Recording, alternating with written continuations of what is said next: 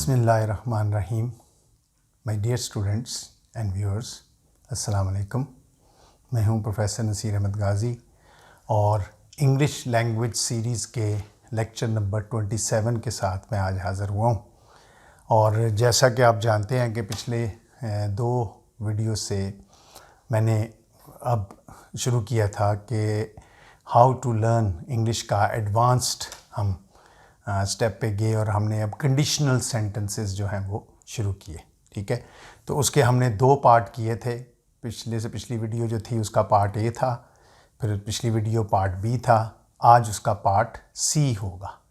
तो part A और part B में हमने 14 कंडीशंस जो हैं वो डिस्कस की थी। और बच्चों, जैसा मैंने कहा था कि ये जो कंडीशनल सेंटेंसेस हैं ये बहुत बहुत बहुत ज़्यादा इम्पॉर्टेंट सेंटेंसेस हैं, क्योंकि ये वो चीज़ें हैं जो कि अक्सर स्टूडेंट्स जो हैं वो गलत करते हैं। यानी ऐसे इस्तेमालात हैं जो कि इंग्लिश और उर्दू में वेरी करते हैं, डिफरेंट होते हैं, और इनको सही तरीके से फ़ॉलो करना इतना आसान नहीं होता। इसलिए इसके लिए बहुत तवज्जो की ज़रूरत होती है। ठीक है, तो मुझे उम्मीद है कि आपने मेरी पिछली दोनों वीडियोस को भी बड़े तवज्जो के साथ देखा होगा। इनको साथ साथ नोट करें, क्योंकि इनके साथ कोई एक्सरसाइज नहीं है, तो आपने इन्हीं की एग्जाम्पल्स को ही एक्सरसाइज समझना है। ठीक है, तो आज हम शुरू करेंगे कंडीशन नंबर 15 से।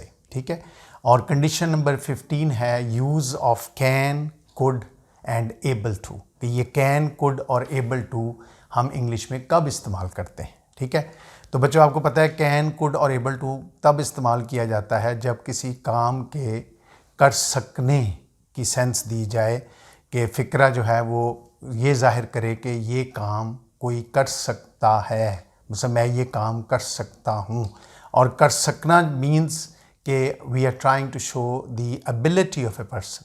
तो ये किसी भी शख्स की कैपेबिलिटी या एबिलिटी को ज़ाहिर करने के लिए इस्तेमाल होता है। ठीक है, इनका इस्तेमाल कोई इतना मुश्किल नहीं है। इसमें जो ऑक्सिलरीज या कंडीशनल वर्ब इस्तेमाल होता है वो कैन और कुड है। अब प्रेजेंट का फ़िक्रा हो या पास्ट का फ़िक्रा हो तो प्रेजेंट में हम लगाएंगे कैन, और एक्टिव का फ़िक्रा हो तो कैन के साथ हम लगाएंगे वर्ब की इन्फिनेटिव फॉर्म। ठीक है, क्योंकि कोई भी लिंकिंग वर्ब हो उसके फ़ौरन बाद वर्ब हो तो वो इन्फिनेटिव फॉर्म में आता है। ठीक है, हेल्पिंग वर्ब अगर उसके साथ हो।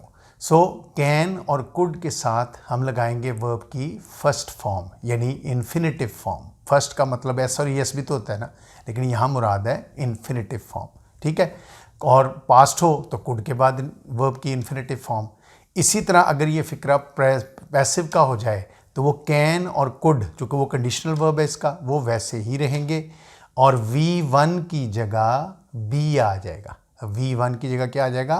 बी, और प्लस वर्ब की थर्ड फॉर्म। क्योंकि आपको ये भी पढ़ाया था कि अगर एक फ़िक्रे में पहले से कोई हेल्पिंग वर्ब, कोई ऑक्सिलरी या कंडीशनल वर्ब पहले से मौजूद हो तो उसके फ़ौरन बाद हम वर्ब की जो है फर्स्ट फॉर्म लगाते हैं। ठीक है, और उसके बाद अगर पैसिव करना हो तो हम कभी भी उसके साथ ही ज़ैम आर या वॉज वर नहीं लगाएंगे, हम उसके बाद बी लगाएंगे। यानी शैल विल के बाद भी हम क्या लगाते थे? बी फ्यूचर में। इसी तरह कैन, गुड के बाद भी क्या लगेगा? बी लगेगा। मे माइट होगा तब भी बी लगेगा। शुड मस्ट होगा तब भी। ये जितने ऑक्सिलरीज हैं इनको मॉडल ऑक्सिलरीज भी हम कहते हैं।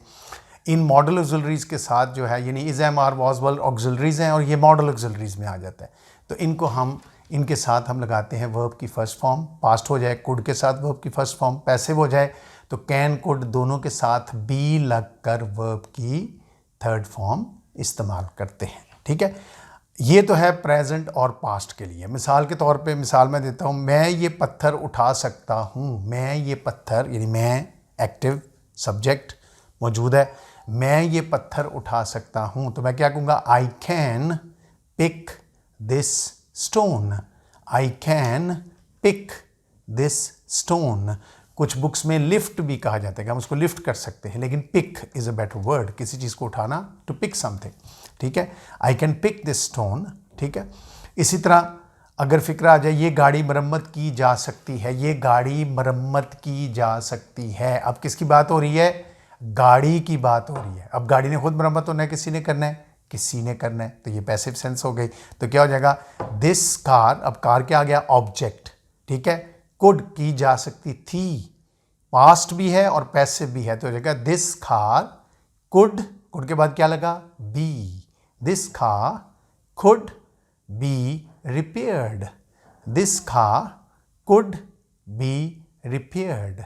ठीक, इसी तरह बच्चों अगर यही फिक्रे कर सकना यानी काबिलियत, सलाहियत, एबिलिटी, कैपेबिलिटी, अगर ये फिक्रे फ्यूचर में आ जाएं तो फ्यूचर में हम इनके साथ लगाते हैं शैल विल, नेचुरली फ्यूचर में शैल विल लगेगा, शैल विल के बाद हमेशा बी लगेगा और उसके बाद एबल टू लगेगा, इसमें कैन कुड नहीं लग सकता, शैल विल के बाद बी लगेगा और फिर एबल टू। उसका फार्मूला क्या हुआ, shall will plus be plus able to plus V1 verb की फर्स्ट फॉर्म। एक बात तो ये याद रखनी है। दूसरी बात जो इसमें बहुत ज़रूरी है वो ये है कि इसका पैसिव नहीं होगा, यानी जिस फिक्रे में एबल टू आ जाए उस फिक्रे का पैसिव नहीं होगा इंग्लिश में। उर्दू में तो फिर भी बन जाएगा, इंग्लिश में नहीं होगा। ठीक है, सो हम फ्यूचर में क्या करेंगे, शैल विल के साथ बी लगाएंगे, बी के बाद एबल टू लगाएंगे, एबल टू के बाद वर्ब की इन्फिनेटिव फॉर्म लगेगी। ठीक है, मिसाल के तौर पे वो ये मसला आसानी से हल कर सकेगा, वो ये मसला आसानी से हल कर सकेगा। क्या होगा, he will be able to और उसके बाद infinitive form, solve this problem easily, आसानी से। कैसे कर सकेगा, आसानी से। अंदाज क्या होगा, बड़े आसानी से। तो he will be able to solve this problem easily. तो फ्यूचर अगर आ जाए तो शैल विल लगना है, बी लगना है, एबल टू लगना है, इन्फिनेटिव फॉर्म लगनी है और उसका पैसिव नहीं होना। अब आ गया कि कुछ बुक्स ये कहती हैं कि अगर हम प्रेजेंट और पास्ट में भी एबल टू लगाना चाहें तो लगा सकते हैं। प्रेजेंट में भी एबल टू लग सकता है, पास्ट में भी एबल टू लग सकता है। प्रेजेंट में अगर एबल टू लगाना है तो उससे पहले क्या लगाना पड़ेगा, इज एम आर और एबल टू और इन्फिनेटिव फॉर्म। पास्ट में अगर आपने एबल टू लगाना है तो वॉज वर लगाएंगे, was were plus able to. यानी अगर आप कैन नहीं लगाना चाहते तो आप इज एम आर और एबल टू लगा सकते हैं। आप कुड नहीं लगाना चाहते तो आप वॉज वर और एबल टू लगा सकते हैं और साथ वर्ब की फर्स्ट फॉर्म। लेकिन जब हमने एबल टू लगा दिया, भी पीछे मैंने आपको बताया, फिर इसका पैसिव नहीं होगा। तो जब कैन और कुड लगाते हैं उसका तो बड़े आराम से पैसिव हो जाता है, बी लग के थर्ड फॉर्म। लेकिन जब एबल टू लगाते हैं फिर उसका पैसिव नहीं हो सकता। मसलन मैं ये काम अकेले कर सकता हूँ, इसका एक तर्जुमा क्या होगा, I can do this work alone, I can do this work alone. ठीक है, इसी का दूसरा क्या हो सकता है, I am able to, I am able to do this work alone. तो दोनों ठीक है। ठीक है, इसी तरह वो इम्तहान में आसानी से पास हो सकता था, वो इम्तहान में आसानी से पास हो सकता था। तो हम क्या कहेंगे, he could easily pass the exam, he could easily pass the exam, वो आसानी से पास हो सकता था। He could easily pass, could can का पास क्या हो गया, कुड। या he was able to pass the exam. ठीक है, लेकिन फिर वही बात आपने ज़हन में रखनी है कि इन फिक्रों का पैसिव नहीं होगा। ठीक है, तो फिर सुन लें, वो फिक्रे जिनमें कोई काबिलियत यानी एबिलिटी और कैपेबिलिटी जाहिर करनी हो तो उर्दू में हम कहते हैं सकना, कर सकना वाले फिक्रे। ठीक है, कर सकता है, कर सकेगा, कर सकता था, ये सारे फिक्रे होते हैं। ठीक है, प्रेजेंट में कैन कुड के साथ इन्फिनेटिव फॉर्म लगती है, पास्ट में अगर आ जाए तो बी लगा के थर्ड फॉर्म लगती है, पैसे में पास्ट में शैल विल के साथ बी लगता है, एबल टू लगता है, इन्फिनेटिव फॉर्म लगती है, लेकिन पैसिव नहीं हो सकता। ठीक है, ये चीज़ आपने याद रखनी है। उसके बाद आगे बच्चों कंडीशन नंबर 16। हालांकि देखो बच्चों, ये वो चीज़ें हैं जो आपने स्कूलों में भी पढ़ी हुई है। कैन कुड का इस्तेमाल किसने नहीं पढ़ा हुआ, मे का इस्तेमाल किसने नहीं पढ़ा हुआ, लेकिन थोड़ी बहुत ऐसी चेंजेस होती हैं, वेरिएशंस होती हैं जिनकी जो शायद आपकी नज़र से नहीं गुजरी या जिन पर आपने तवज्जो नहीं दी। मतलब मिसाल के तौर पे अब हम आ जाते हैं condition number 16, use of may and might. May और माइट में क्या फ़र्क है? अब बंदा कहता है मे और माइट बड़ा आसान है, नहीं इतना आसान। मसलन मे के कितने इस्तेमाल हैं? May can be used in different ways, in 3 different ways. वो 3 डिफरेंट वेज क्या है? Number 1, for pray and curse, किसी को दुआ देनी हो, किसी को कर्स करना हो, बद्दुआ देनी हो, तो हम फिक्रा किससे शुरू करेंगे? मे से, और फ़िक्रे के आखिर में क्या आएगा, साइन ऑफ एक्सक्लामेशन, क्योंकि ये एक्सक्लामेटरी सेंटेंस बन जाएगा। साइन ऑफ एक्सक्लामेशन जो हमने बेसिक्स में पढ़ा था, टाइप्स ऑफ सेंटेंस पे पढ़ा था।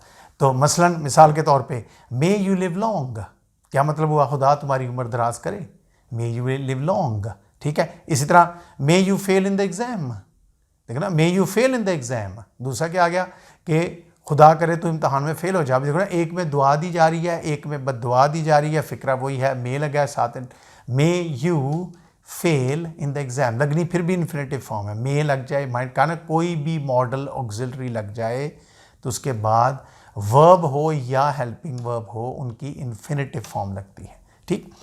तो मे का ये पहला इस्तेमाल तो हो गया ये। मे का दूसरा इस्तेमाल बहुत सिंपल है कि जब हमने किसी काम की इजाज़त लेनी चाहिए। बस हम उर्दू में क्या बोलते हैं, क्या मैं अंदर आ सकता हूँ, क्या मैं आपका ये पेन यूज़ कर सकता हूँ, क्या मैं आपकी गाड़ी चला सकता हूँ, तो ये हम मे का इस्तेमाल जो है वो हम देखते हैं।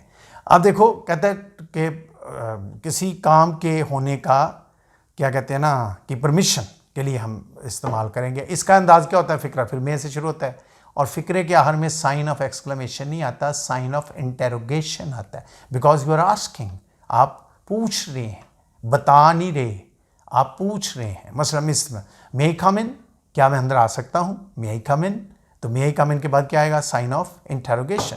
या may I use your pen, हम कई दफ़ा बोलते हैं may I use your pen please, तो may I use your pen, फिर साइन ऑफ इंटेरोगेशन, तो ये परमिशन को जाहिर कर रहा है, ठीक।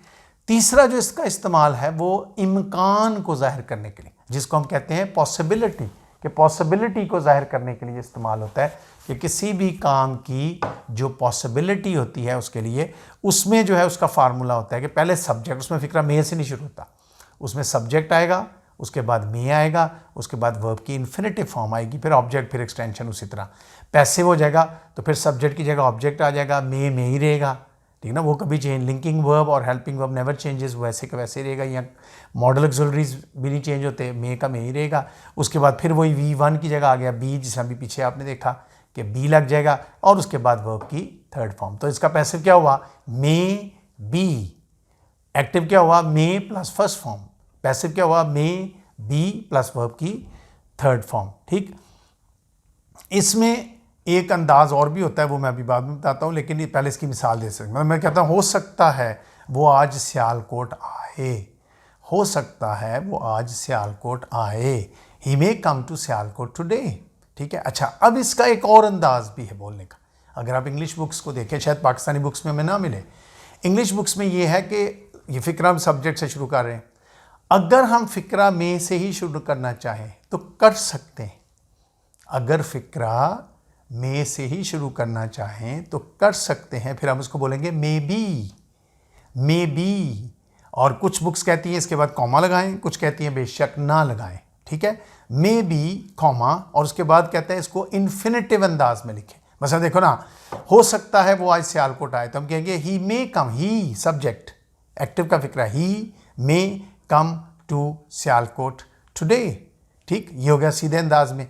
अब मैं अगर मे बी से शुरू करें, मैं कहूँगा मे बी कॉमा, कुछ बुक्स कॉमा नहीं लगाती, मे बी कॉमा या कॉमा नहीं, may be he comes to Sialkot, he comes, जब कम नहीं, मे के बाद इन्फिनेटिव लगना है, लेकिन जब आपने उसको इंडेफिनेट में करना है, इंडेफिनेट में करना है, प्रेजेंट इंडेफिनेट में, तो फिर आपने कहना है ही कम्स टू सियालकोट, ठीक है ना। जैसे वो सियालकोट आता है तो हम कहेंगे may be he comes to Sialkot today. तो देखो ना, एक ही फिक्रे के दो अंदाज हो गए कि हो सकता है कि वो आज सियालकोट आए, he may come to Sialkot today, या may be he comes to Sialkot today. इसी तरह अगर पैसिव का फिक्रा हो जाए, हो सकता है उसे तरक्की दे दी जाए, हो सकता है, चांसेस हैं, हो सकता है उसे तरक्की दे दी जाए, तो हम कहेंगे ही मे बी, मे के बाद क्या आया, बी, साथ क्या आया, वर्ब की third form, he may be promoted, ठीक। तो हो सकता है उसे तरक्की दे दी जाए, तो हम कहेंगे ही मे बी प्रमोटेड, या may be he is promoted, may be he is promoted, यानी ही मे बी प्रमोटेड या may be he is promoted. देखो ना, मे बी के बाद फिर comma, he is promoted, he is, फिर प्रेजेंट इंडेफिनिट का पैसा, क्योंकि टेंस हम पढ़ चुके हैं, वो आपकी फिंगर टिप्स पे होने चाहिए कि प्रेजेंट इंडेफिनिट का एक्टिव क्या होता है, सब्जेक्ट के बाद वर्ब की फर्स्ट फॉर्म, पैसिव क्या होता है कि ऑब्जेक्ट के बाद इज एम आर और उसके बाद वर्ब की थर्ड फॉर्म, तो क्या हो जाएगा, मे बी ही इज प्रमोटेड। तो ये हो गए बच्चों 3 मे के इस्तेमाल। फिर सुन लें, पहला इस्तेमाल दुआ या बद्दुआ के लिए, फ़िक्रा मे से शुरू होता है, साइन ऑफ एक्सक्लेमेशन पे ख़त्म होता है। दूसरा इजाज़त के लिए, फ़िक्रा मे से शुरू होता है, साइन ऑफ इंटेरोगेशन पे ख़त्म होता है। तीसरा इम्कान को ज़ाहिर करने, हो सकता है, शायद वो आज मेरी तरफ आए, हो सकता है वो आज मेरी तरफ आए, तो वहाँ फ़िक्रा सब्जेक्ट से शुरू होता है, फिर मे लगता है, साथ इन्फिनेटिव फॉर्म लगती है। लेकिन अगर हम मे से फ़िक्रा शुरू करना चाहें तो फिर हमें उसको मे बी कहना, मे के ला नहीं, मे बी। और उसके बाद कुछ बुक्स हैं, इंग्लिश बुक्स, जो कहती हैं कॉमा लगाएं, कुछ कहते हैं ना लगाएं, लेकिन मैं कहूँगा कि लगाएं, क्योंकि मे बी साफ पता चलता है ये अलग एक फ्रेज़ हो गया। May be comma he is promoted, may be comma he comes to Sialkot today, तो वो he comes to Sialkot today अलग हो जाता है। वो फिर उसको आपने एक्टिव हो या पैसिव हो, आपने उसको इंडेफिनेट की शक्ल में लिखना है, प्रेजेंट इंडेफिनेट की शक्ल में लिखना है, एक्टिव की सेंस हो या पैसिव की सेंस हो। ठीक, इसी तरह बच्चों माइट का इस्तेमाल आ गया। माइट का इस्तेमाल सबसे पहले तो है कि मे का पास्ट माइट, यानी अगर फ़िक्रा ऐसा है कि जब मे का पास्ट करना चाह रहे हैं, ऐसा जिस तरह हम reporting speech, reported speech, direct indirect में हम देखते हैं मे का पास्ट क्या होता है, माइट होता है। मसलन he said to me that he may come to Sialkot, he said to me, said past, to me reporting speech past में हो तो रिपोर्टेड स्पीच भी पास्ट में होनी चाहिए। He said to me he may come to Sialkot, गलत, हम कहेंगे he said to me he might come to Sialkot, correct, he said to me he might come to Sialkot। ठीक, उसके बाद आ गया he knew that I may visit him that night, he knew that I may visit him that night, गलत, he knew that I might visit him that night।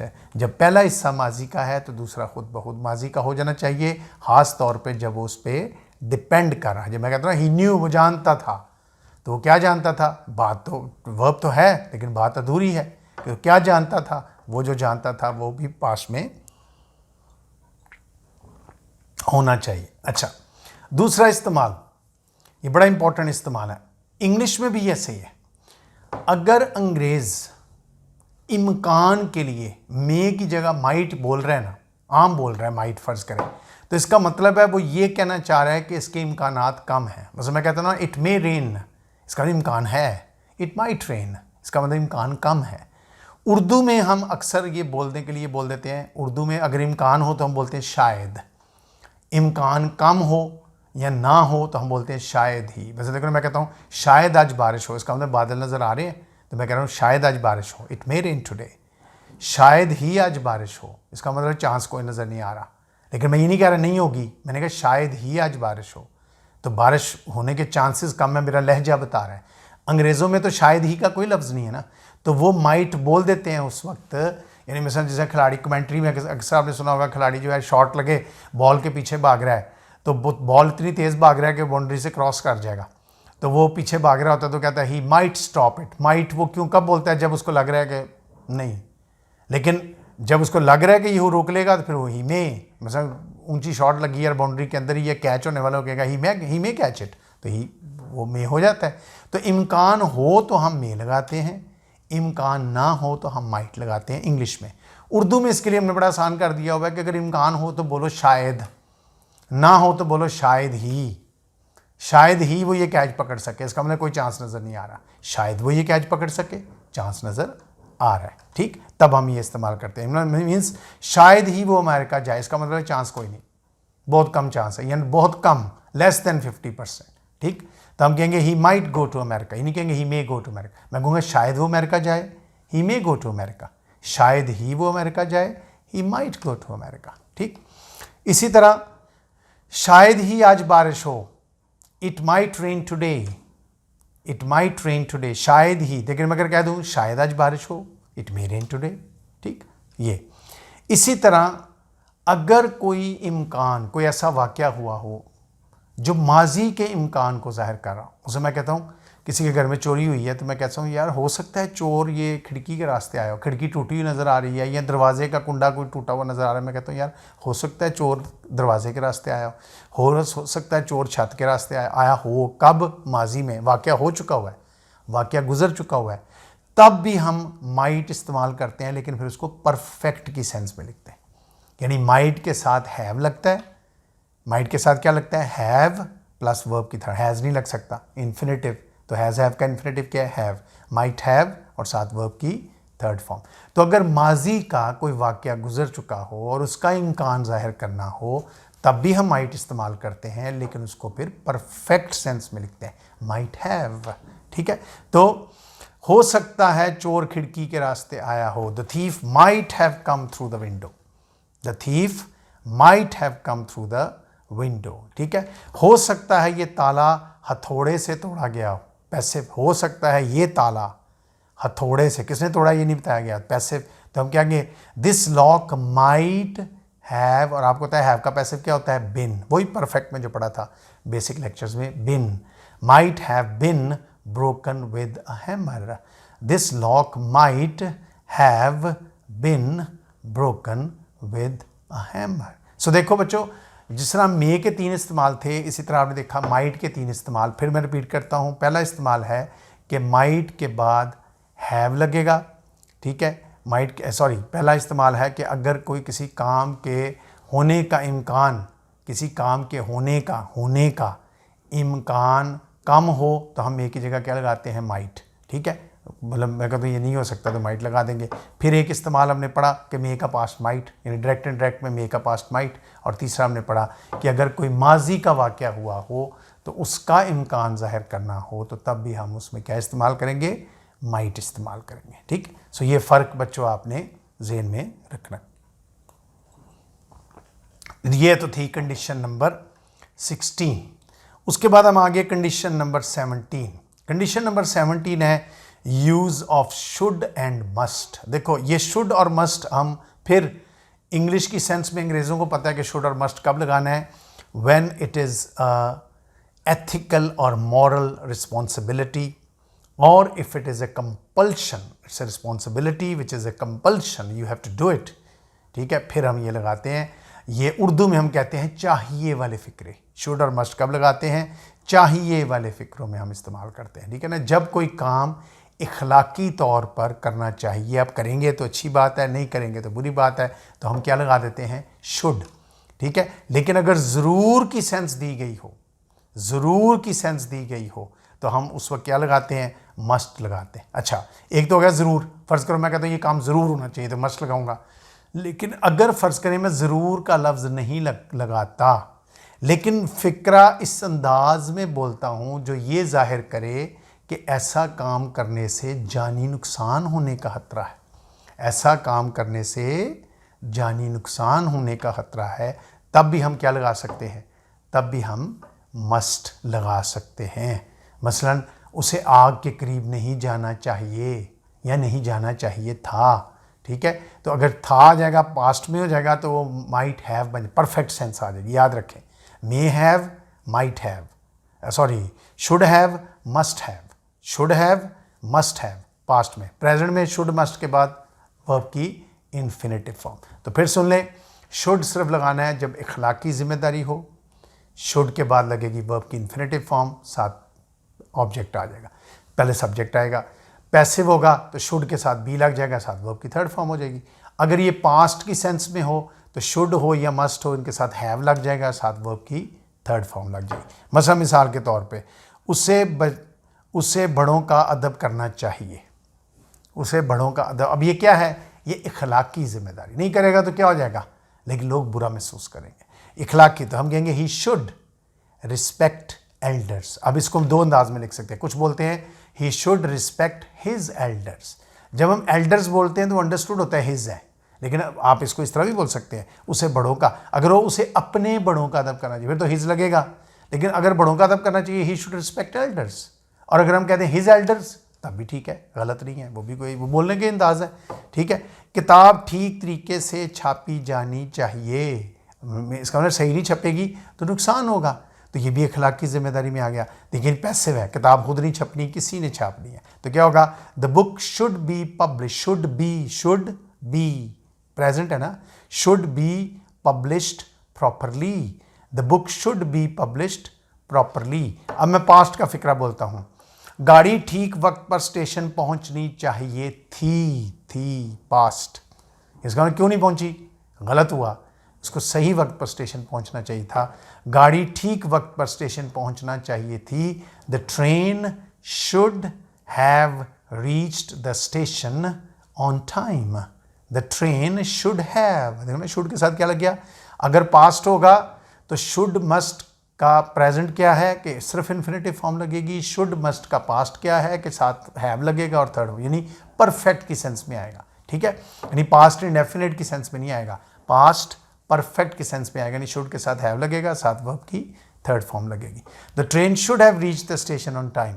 बच्चों को आग से नहीं खेलना चाहिए था। इसका मतलब यकीनन बच्चे आग से खेले, माजी की बात हो रही है, बच्चे खेले हैं, कोई नुकसान हुआ है, कोई जल गया बच्चा, तो हम कहते हैं नहीं खेलना चाहिए था ना। इसका मतलब है जानी नुकसान का खतरा था जो हो गया। तो ये पास्ट का चूंकि फिक्र है तो हम क्या कहेंगे, चिल्ड्रन मस्ट नॉट हैव। यहाँ शुड ये अखलाकी जिम्मेदारी नहीं है, ये जान का खतरा है। ठीक है, या फर्ज को मैं प्रेजेंट में बोलता हूँ बच्चों को आग से नहीं खेलना चाहिए, फिर भी मैं क्या कहूँगा, the children must not play with fire. ठीक है, must not play with fire simple में आ गया, मतलब इन्फिनेटिव फॉर्म आ गई, लेकिन खेलना चाहिए था तो परफेक्ट की सेंस में आएगा, children must not have played with fire. ठीक, सो बच्चों ये भी बड़े इंपॉर्टेंट फिक्रे थे शुड और मस्ट वाले। फिर सुनने, शुड सिर्फ इखलाकी जिम्मेदारी के लिए यूज़ होता है, मस्ट दो सेंस में यूज़ होता है। एक ज़रूर की सेंस में, अगर फिक्रे में ज़रूर आ जाए, उसे ये काम करना चाहिए, he should do this work, उसे ये काम ज़रूर करना चाहिए, he must do this work. देखो ना, उसे ये काम करना चाहिए, he should do this work, उसे ये काम ज़रूर करना चाहिए, he must do this work. ठीक है ना, अच्छा जी। उसके बाद बच्चों आगे बड़े इंपॉर्टेंट फिक्रे, वेरी वेरी वेरी इंपॉर्टेंट, इनको हम कहते हैं इफ क्लॉज वाले, अगर वाले फिक्रे। उर्दू में कहते हैं अगर वाले फिक्रे, इंग्लिश में हम कहते हैं इफ क्लॉज वाले फिक्रे। Very very important sentences. ठीक है, ये फिक्रे, अगर वाले फिक्रे बच्चों तीन तरह के होते हैं।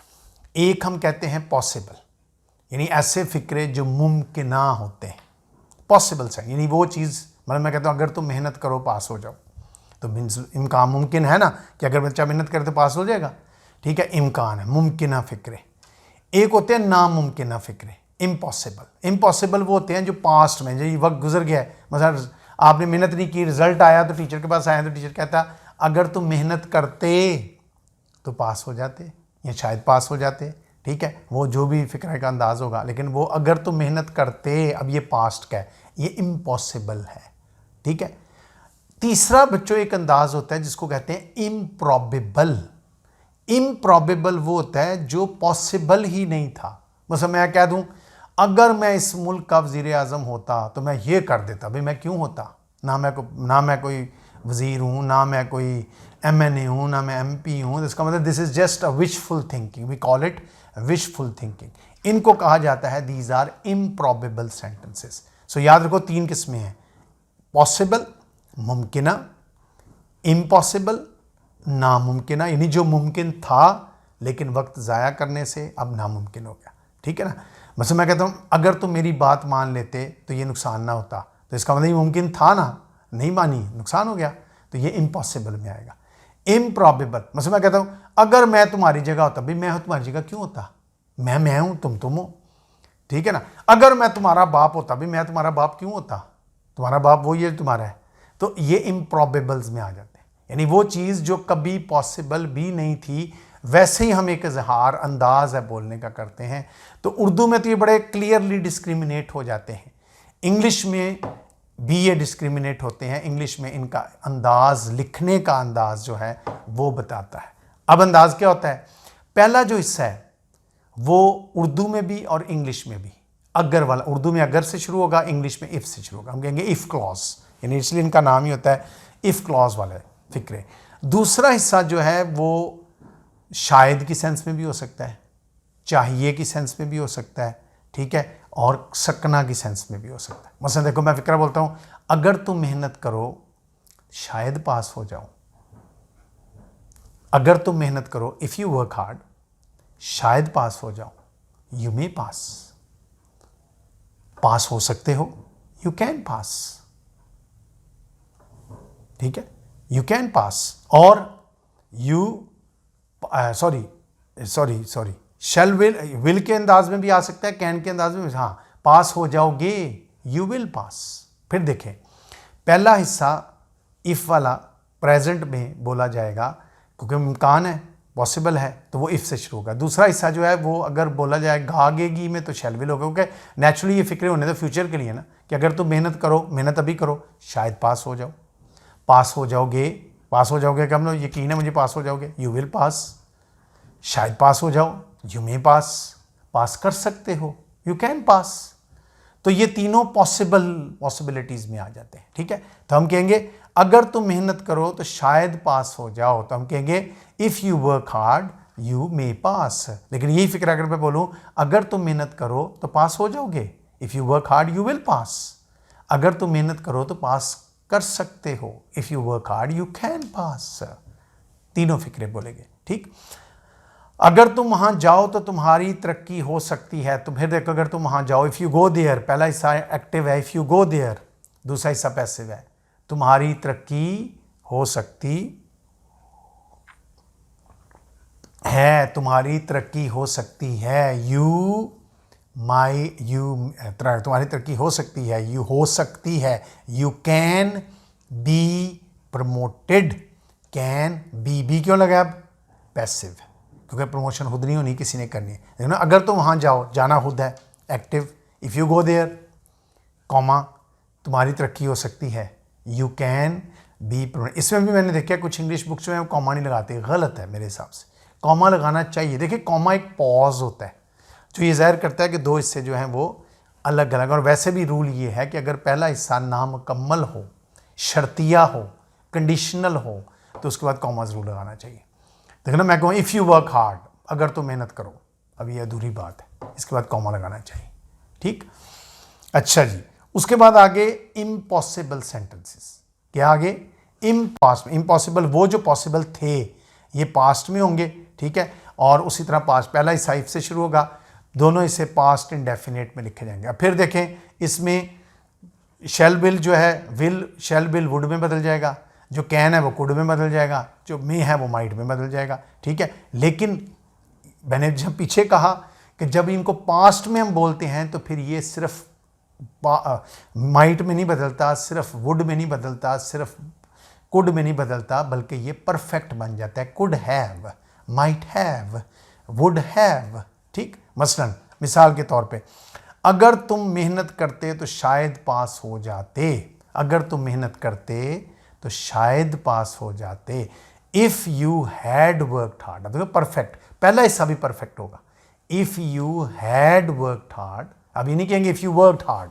नो, इफ़ यू हैड, ये भी परफेक्ट में बोलना है, पहला हिस्सा भी, if you had worked hard you might have passed, अगर यही होता पास कर सकते थे, यू कुड हैव पास्ड, लेकिन ये परफेक्ट में बोला जाना है, ठीक है। मसलन अगर वो मेरे प्लान पर अमल करता तो डाकू गिरफ्तार किया जा सकता, अगर वो मेरे प्लान पर अमल करता तो डाकू गिरफ्तार किया जा सकता था। अब देखो ना, पहला हिस्सा है अगर वो मेरे प्लान पर अमल करता, माजी में करता, सब्जेक्ट एक्टिव, तो डाकू गिरफ्तार किया जा सकता था, पैसिव, तो क्या हो जाएगा, if he had acted upon my plan, if he had acted upon my plan the robber could have been, passive देखिए, कुड के बाद परफेक्ट क्या हुआ, हैव, और हैव का पैसिव क्या होता है, बिन, और वर्ब की third form, the robber could have been arrested, if he had acted upon my plan the robber could have been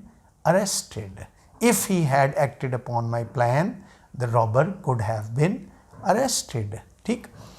इसी तरह तीसरे आगे बच्चों इम्पॉसिबल, ठीक। इम्पॉसिबल फिक्रे जो हैं वो मैंने पहले कहा जिस तरह कि ये जो है वो इम्प्रॉबेबल, लेकिन इम्प्रॉबेबल से पहले ये एक नोट है जो आपने याद रखना है कि जो इम्पॉसिबल फिक्रे हैं ज़रूरी नहीं कि हमको इनको इफ़ से शुरू करें, हम इफ़ की जगह इनको हैड से डायरेक्टली शुरू कर सकते हैं, फिर हम इफ़ नहीं लगाएंगे ना, डायरेक्ट हैड से शुरू हो जाएगा। मतलब अभी आपके सामने फिक्रा बोला, अगर तुम वहाँ जाते तो शायद गिरफ्तार हो जाते, अगर तुम वहाँ जाते तो शायद गिरफ्तार हो जाते, फिर अगर वहाँ जाते खुद जाता, गिरफ्तार हो जाते, पैसे, पहला हिस्सा, if you had gone there, if you had gone there you might, शायद गिरफ्तार हो जाते। गिरफ्तार हो दोनों है, किसी ने करना है, किसी ने करना है। पैसिव क्या होगा? You might have been arrested, you might have been arrested. अब मैं इससे शुरू नहीं करता, तो मैं इसको इस तरह भी बोल सकता हूं, had you gone there, had you gone there you might have been arrested. यानी हैड यू गॉन देयर, अगर तुम वहां जाते, you might have been arrested, तो तुम शायद गिरफ्तार हो जा। सो याद रखिए, जो इम्पॉसिबल फिक्रे हैं ये इफ से भी शुरू हो सकते हैं और डायरेक्ट हैड से भी शुरू हो सकते हैं। हैड यू गॉन देयर, पीछे भी हमने फिक्रा बोला कि if he had acted upon my plan, if he had acted upon, ये हो जाएगा had he acted upon my plan. If he had या had he acted upon my plan, had को पहले ले आओ, ही बीच में ले आओ, हैड ही एक्टेड अपॉन, दोनों ठीक है। सो ये तीसरी किस्म बच्चों हमने पहले कहा improbable, very important, very very important. Improbable, वो इम्प्रॉबेबल उनको बोलते हैं which were not possible even in the past. Impossible वो है जो पॉसिबल था, आपने वक्त ज़ाया किया, अब इम्पॉसिबल हो गया। इन्हें रिजल्ट के बाद तो आप पास नहीं हो सकते थे, इम्पॉसिबल हो गया, रिजल्ट से पहले तो पास हो सकते थे। इम्प्रॉबेबल जैसे मैंने कहा विशफुल थिंकिंग, ऐसे फिक्रे हम बोलते हैं जो इम्प्रॉबेबिलिटी को जाहिर करते हैं। इनको इंग्लिश में जब हम लिखते हैं तो इनको परफेक्ट में नहीं लिखते, इनको इंडेफिनेट में लिखते हैं या सिंपल में लिखते हैं, या सिंपल में पास्ट सिंपल या पास्ट इंडेफिनेट में। यानी इसका मतलब इसमें हैड नहीं लगना, इसमें हैड नहीं लगना, इसमें अगर वुड लग गया तो केला वुड लगेगा, कुड लग गया तो केला कुड लगेगा, माइट लग गया तो केला माइट लगेगा, है उसके साथ हैव नहीं लगेगा, ठीक है। लेकिन वर्ब की इन्फिनेटिव फॉर्म ही लगेगी, लेकिन उसमें परफेक्ट की सेंस नहीं आएगी। मिसाल के तौर पे मसलन हम इसको कहेंगे इफ़ क्लॉज के साथ पास्ट इंडेफिनेट या पास्ट सिंपल, पहला हिस्सा। दूसरा हिस्सा मेन क्लॉज जो है उसको मेन क्लॉज कहते हैं ना, वो क्या होगा? वुड, कुड, माइट, कोई भी हो सकता है, और साथ इन्फिनेटिव फॉर्म, इधर हैव नहीं लगेगा।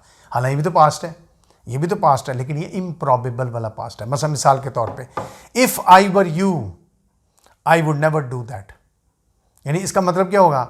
अगर मैं तुम्हारी जगह होता, इफ़ आई वर यू का मतलब है अगर मैं तुम होता, तुम्हारी जगह होता, I would never do that. तो ये नहीं हम कहेंगे I would never have done that, no, I would never do that, क्योंकि मैं तुम्हारी जगह हो नहीं सकता, इसलिए ये इम्प्रॉबेबल है, ठीक है। हाँ, अगर ये जुमला इस अंदाज में होता कि ये बात कभी पॉसिबल थी, फिर ये क्या होना था?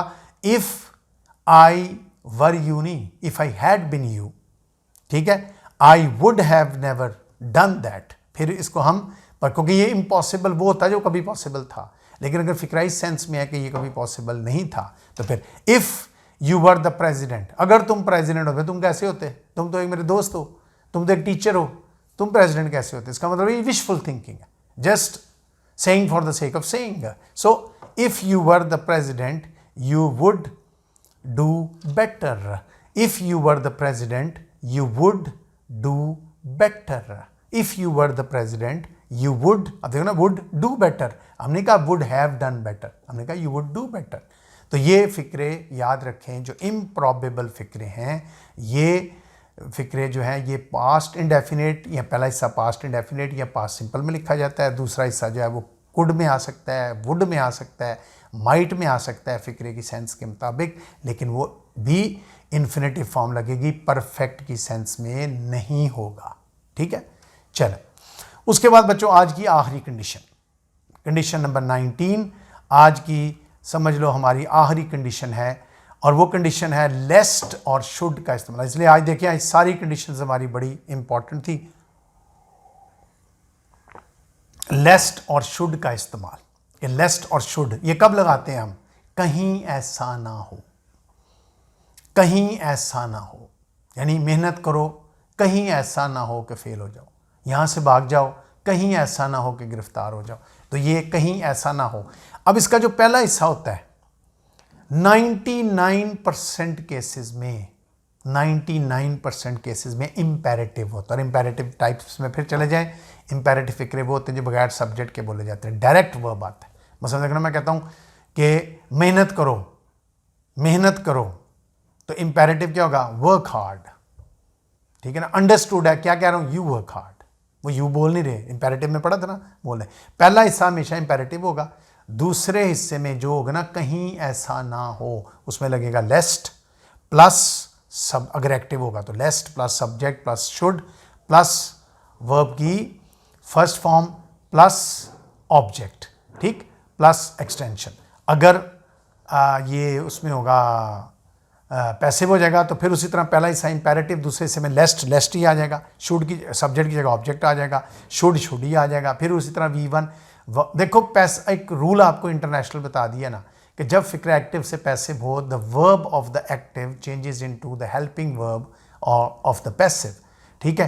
तो V1 किस में चेंज हो गया, B में, और जब कोई हेल्पिंग वर्ब ऑलरेडी हो तो फिर V1 का हेल्पिंग वर्ब कभी इज़ एम-आर नहीं होता, वो हमेशा बी होता है, बी होता है, बी होता है। इसलिए शैल विल के बाद भी बी लगता है, कैन के बाद, तमाम मॉडल ऑक्सिलरीज के बाद बी लगता है। तो क्या हो जाएगा, शुड के बाद बी प्लस वर्ब की थर्ड फॉर्म, ठीक। अब इसकी मिसाल आप देखते हैं, मसलन मेहनत करो, मेहनत करो, कौन करे, तुम, अंडरस्टूड है ना, बोल नहीं मेरा, मेहनत करो कहीं ऐसा ना हो कि फेल हो जाओ, मेहनत करो कहीं ऐसा ना हो कि फेल हो जाओ। तो मैं क्या कह रहा हूं, वर्क हार्ड, उसके बाद फिर कॉमा, वर्क हार्ड अलग हो गया, ये इंपेरेटिव हो गया। अंडरस्टूड है, मैं कह रहा हूं यू वर्क हार्ड, लेकिन यू ना बोला जा रहा ना लिखा जा रहा है, अंडरस्टूड है, यू वर्क हार्ड, यानी वर्क हार्ड लेस्ट कहीं ऐसा ना हो कि तुम फेल, क्योंकि फेल बंदा, याद रखें फेल और पास कभी पैसिव नहीं होता, एक्टिव होता है। आप खुद पास होते हैं, आप खुद फेल होते हैं, याद रखो, फेल और पास आप खुद होते हैं। तो मेहनत करो, work hard, लेस्ट you should fail, ठीक, कहीं ऐसा ना हो कि फेल हो जाओ। यहां ये शहर छोड़ दो कहीं ऐसा ना हो कि गिरफ्तार हो जाओ। तो क्या होगा, लीव दिस सिटी, ये शहर छोड़ दो, leave this city, lest you should be arrested, should be passive, कहीं गिरफ्तार ना हो जाओ, शुड बी अरेस्टेड, ये शहर छोड़ दो, लीव दिस सिटी, कौन छोड़ दे, तुम, you leave this city, you नहीं बोला गया, leave this city, lest you should be, passive आ गया, शुड का पैसिव क्या होगा, कैन का पैसिव, कुड का पैसिव, शेल का पैसिव, विल का पैसिव, मे का पैसिव, माइट का पैसिव, सब का क्या होता है, बी और साथ वर्ब की थर्ड फॉर्म, ठीक। सो ये था बच्चों लेस्ट और शुड का इस्तेमाल। तो आज हमने बच्चों 5 कंडीशंस पढ़ी हैं, लेकिन ये 5 कंडीशंस जो थी वो बहुत बहुत बहुत ज़्यादा इम्पॉर्टेंट होगी, ठीक है। यही इनके जो एग्जाम्पल्स हैं, यही इसकी एक्सरसाइज आप समझें, ठीक है। मुझे पूरा यकीन है अगर आप तवज्जो से इनको सुनेंगे, बार बार सुनेंगे, तो आपकी इनकी भरपूर समझ आएगी, फ़ायदा भी होगा, ठीक है। और मुझे उम्मीद है कि आपको इसकी समझ आई होगी इंशाल्लाह। अब कंडीशन नंबर 20 के साथ अपनी नेक्स्ट वीडियो में मैं हाज़िर हूँगा, वो इसकी वीडियो पार्ट 4 बन जाएगा या पार्ट डी बन जाएगा, ठीक है। उस वक्त तक के लिए इजाज़त दीजिए। अल्लाह ताला आपका हामी और नाज़िर हो। खुदा हाफिज़।